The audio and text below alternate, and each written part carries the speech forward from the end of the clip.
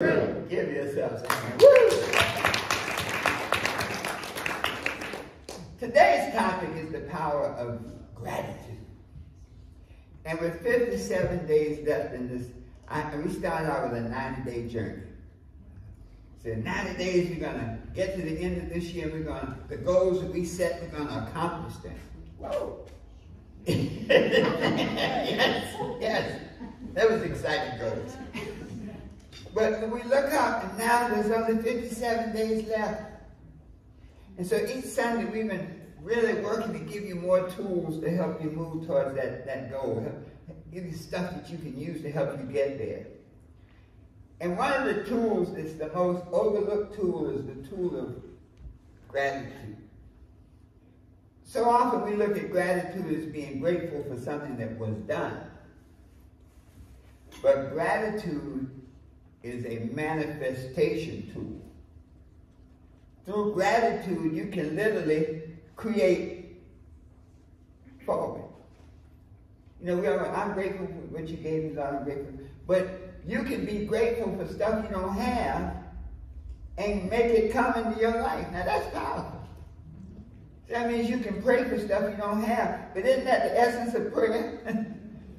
Pray for the things you don't have. They said, Scripture says, He called those things that are not as though they are. Isn't that gratitude? When you say, I am healthy, and you may be sick as Chucky's puppy. Okay? But when you affirm, I am healthy, it sets up a vibration now that starts bringing health into your space. Arthur Ward said something powerful about gratitude, which really gives us this forward-looking piece. Gratitude can change common days into thanksgiving, turn routine jobs into joy, and change ordinary opportunities into blessings. So this is saying that gratitude has an affirmative nature. And so when you're grateful for things before you get them, you create a vibration to make it happen. So, in a way, gratitude ties all of the laws of success together. You know, we've gone through the laws of success, our book, and we've had classes on it, but it ties it all together. In the book of Job, and Job is one of those interesting books, because I think every book in the Bible is really like an autobiography of you. When you read the Bible, there are lessons in it, but then there's a very personal message. And when Job goes through his tribulations, I guarantee we've all been there. Where it seemed like everything we did was wrong. As the guy said, man, if I didn't have bad luck, I wouldn't have any luck at all. Job said, the thing I greatly feared has come upon me. That which I was afraid of has come unto me.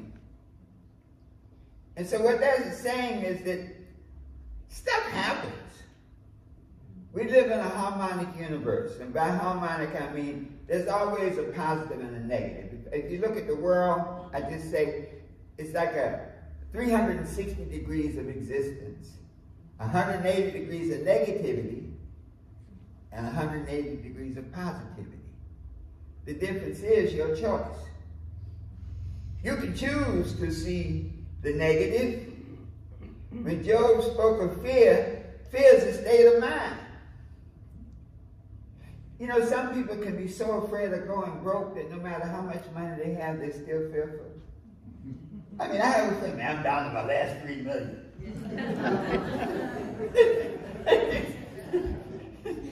What's your problem? That's it, man. I only got $3 million. Where am I going to live? You know, it's always amazed me when people, it's all perspective. There's some people when they say, man, I don't have any money. They really mean that they have not allocated the money for that particular endeavor. But then there are other people that say, I don't have any money. And they mean it. They are bona fide, they broke. So it's not so much the condition that you're actually experiencing, it's your perspective of it. So my $3 million broke person is going to be unhappy. But the power of this idea of gratitude if the things that I fear have come upon me, then what about the things that I love? If the universe is harmonic, if I fear things and they come upon me, and they will, then why not love things? So the things I love will come upon me also. That's a powerful thought, folks. And so gratitude is really, in many ways, love in action. So if we say the things I love will come upon me, I love good health. I love abundance. And so the moment you put that thought out there, the first law of success says what? As a mind thinketh in his heart, so is he. And so when you put out a gratitude thought, I am grateful for good health, you put the good health vibration out there in the universe, and it starts to vibrate and manifest the very thing that you want. But we get too often so strapped into our condition. You know, I see people pray for health and then negate it by like, yeah, but I'm still sick. You know, I'm praying to be healed, but my foot still hurts. I need to take my medication. Not to stop taking your medication, but it's about what you project in your mind, because if you can see wholeness and health, you create the vibration to bring it about. The challenge is we get all bent out of shape about the how. How's this going to happen? You know, as sick as I am, how am I going to get better? I got the best doctors in the world. I don't know about that anymore. There's a reason why they call it a practice. Okay. I saw there was a story, Dead Doctors Don't Lie. It's a book written about that. Yeah, dead doctors don't lie. So they're just practicing. Faith is above all of that. God is above all of that. So the point is this, that we have the ability through affirmative gratitude to be grateful for the things we want. So I am grateful for good things. Let's say that together. I am grateful for good things. Anything I am grateful for comes to me. Together. Anything I am grateful for comes to me. Woo! Christine, I can feel that. yeah, I can feel that. So this thought now of being able to pull the goodness to you through being grateful for it beforehand is an awesome thought. There's another side to it. Abraham Hicks said, when you seek, you find. But in order for that which you are seeking to have an impact, you must allow it to come into your life. So sometimes we'll be seeking things, and when the thing is revealed for itself, we don't accept it. You know, you may be saying to yourself, you're praying for good health, you're praying for abundance. This is Christmas, people are going to need money. It's amazing to spend money. It's going to be, the whole world's waiting to take your dollars. And so people will say, we'll see abundance and talk about that, but then they'll spend every dime they had. So when you say, I'm praying for abundance, but then I'm acting contrary to abundance. Every little shiny thing I buy. So that doubt within undermines. We have to be congruent. We have to be congruent with what we're praying for. We have to be congruent with what we're grateful for.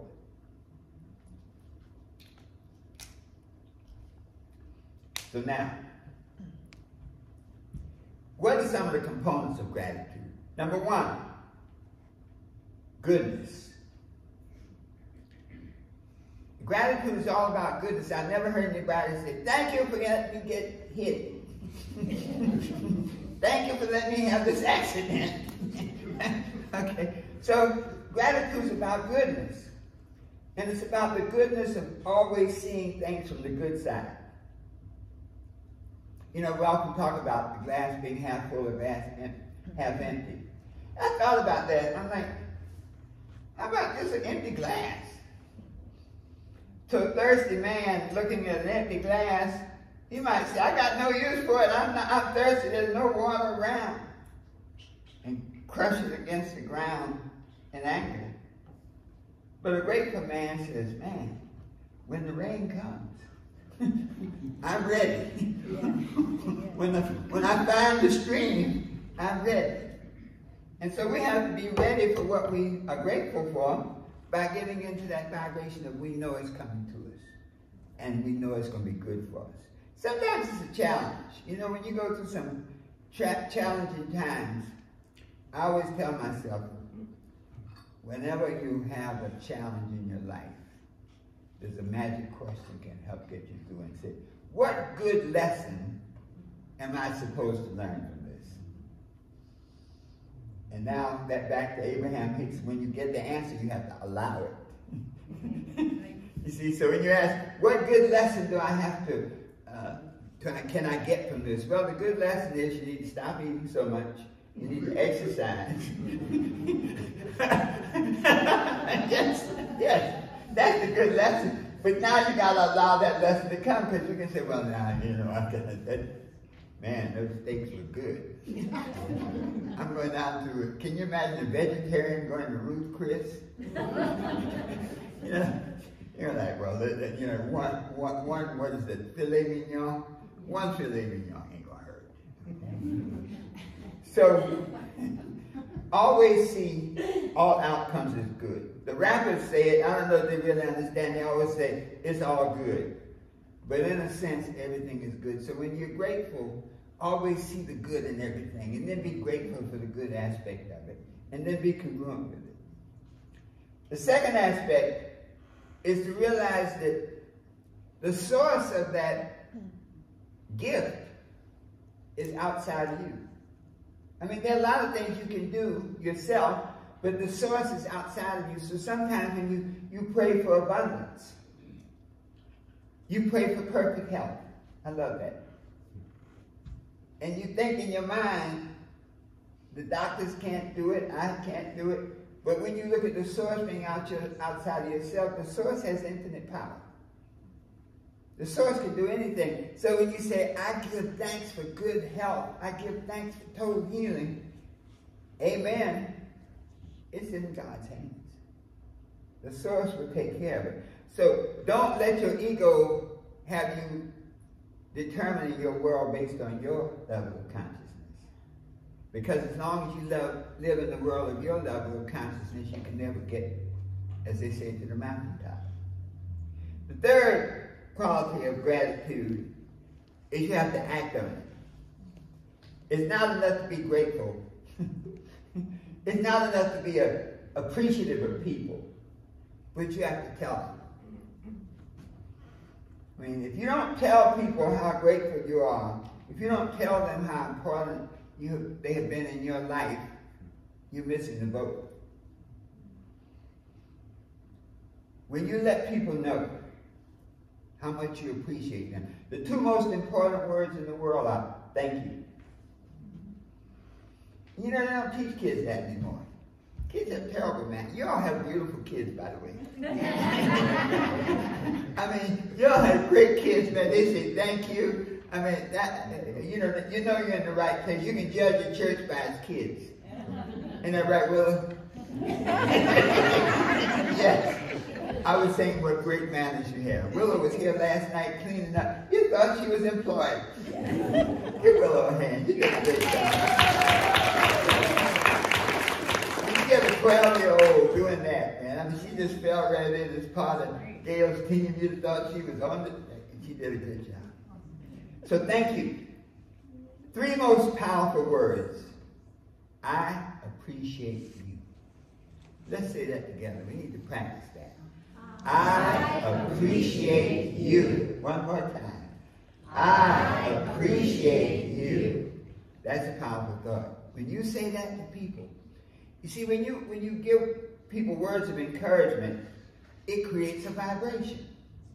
The mastermind, these laws under which we live are like gravity. It doesn't matter whether we know them, don't know them, but they operate. So when you say, I appreciate something, that creates a bond between you, an acknowledgement, and that vibration that says two or more gathered on one accord, bigger things can happen from that relationship. So with that being the foundation, let's just look at gratitude as a catalyst. Rather than be grateful for what you've gotten, and that's a good thing, but now be grateful for what you're seeking. Don't be so bound up in your condition so that, you know, that this is where I'm at right now. But through gratitude, you can connect to infinite power. When the country, when you go to prime the pump, you know, those country folks, when you had the pump there, you know, I remember, Norman, you know about the pump. Yes. When you got to prime the pump, they had that bucket there, and they tell you, don't drink that water, you got to pour it in the pump. And the reason is that there's an air pocket between the water below and the pump. And when you pour water in it, it creates that, it like connects the circuit, and you're able to get all the water you need. Well, gratitude is just like that seed water. Gratitude is a catalyst, and when you see and are grateful for what you don't have, you're affirming your belief that it's there. You're affirming your belief that if you can connect with infinite intelligence by being grateful for what you've not been given yet, you create the vibration to bring it into your life.